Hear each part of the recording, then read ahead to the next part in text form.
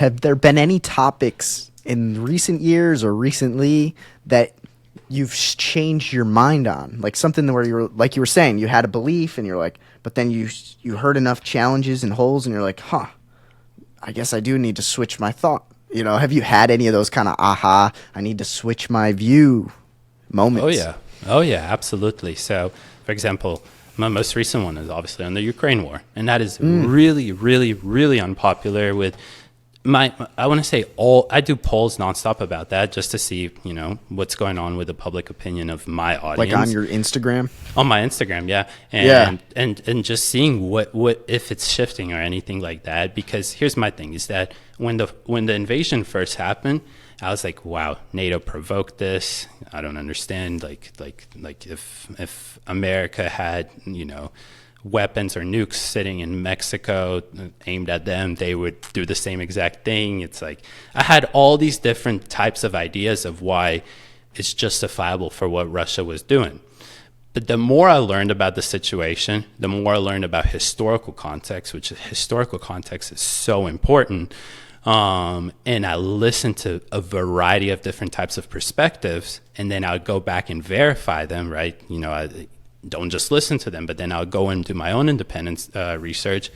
I would talk to various people about it, and I wouldn't say I was wrong on my position, and I have no problem saying that, and saying that I evolved on my position as well. And I believe that, for example, funding Ukraine and making sure that they're able to kick Russia's absolute ass, sorry for that, is my foreign policy. That is something that I believe in. And that is so unpopular with Republicans. It is unpopular with not even just one fraction of the Republicans. It's, like 80, 70, 60% of them are, don't really agree with this position. So I evolved on it.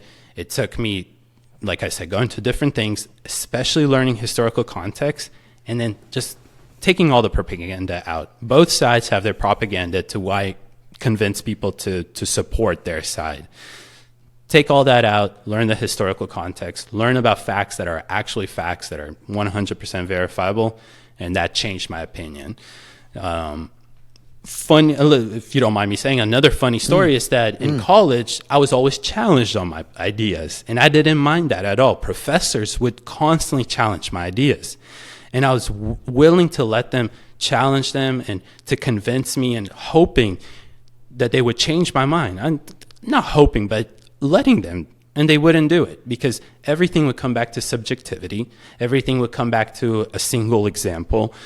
So there's my difference. I 100% will evolve on my position if you will show me facts that I can go and verify, and you show me different perspectives, and you show me historical context. I have no problem evolving on a position.